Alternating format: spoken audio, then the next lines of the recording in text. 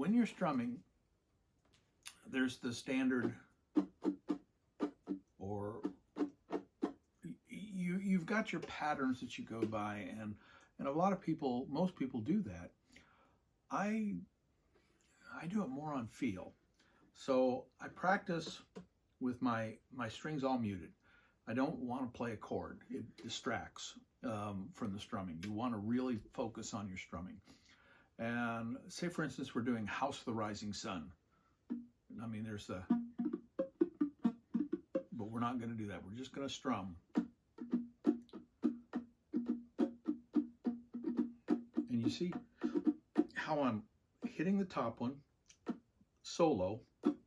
And if it hits the top two, I don't care. It's just close. And then I go down below and I go back and forth. A very loose wrist. Bum, bum, bum. Bum, bum, bum. Bum, bum, bum. Bum, bum. Bum, bum, bum. Bum, bum, bum, bum, bum.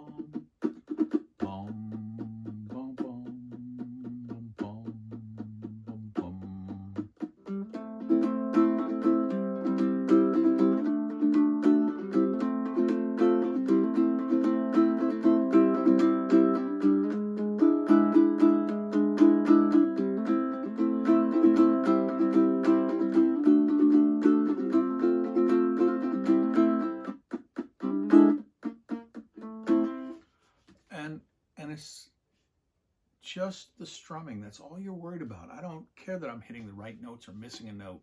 I'm practicing strumming, and it has to be kind of second nature. Don't worry about making a mistake. Too often you'll see the pattern that you're trying to repeat over and over and over again. And that's great for most people. For me, it's very difficult. I cannot do a pattern over and over again. I have to more or less feel it. It's like playing the drums. It really is.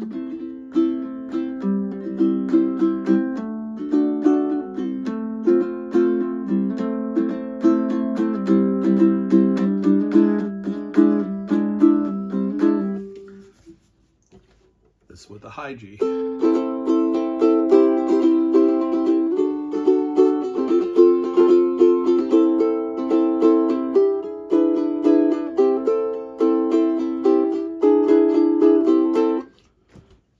Definite difference, and you need to decide which one works best for you.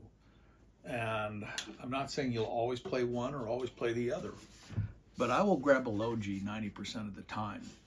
And getting a low G is easy. You just buy one single string for it if you want. You can just put it on top of, you know, the regular set that you have. You do not have to buy a whole set of strings. Save your string, your original one, and you can always put it back on if you don't care for it. But when I'm doing it, practice. And think, don't just practice the strum. Go over the song in your head.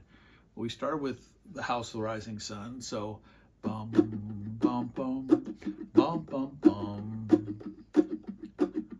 Bum, bum, bum, bum, bum. Bum, bum, bum, bum, bum, bum, bum, bum. Bum, bum, bum, bum, bum.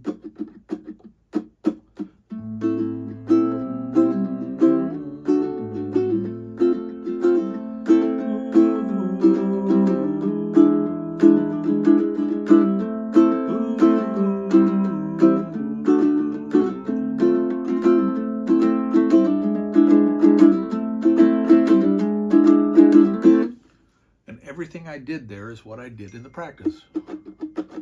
I have a message coming in on the phone. Must be important. It's done about 3 times. So I'll be back. If you practice when you're playing the chords and you're learning it in particular, you're going to make mistakes on the chords. And so let's say, and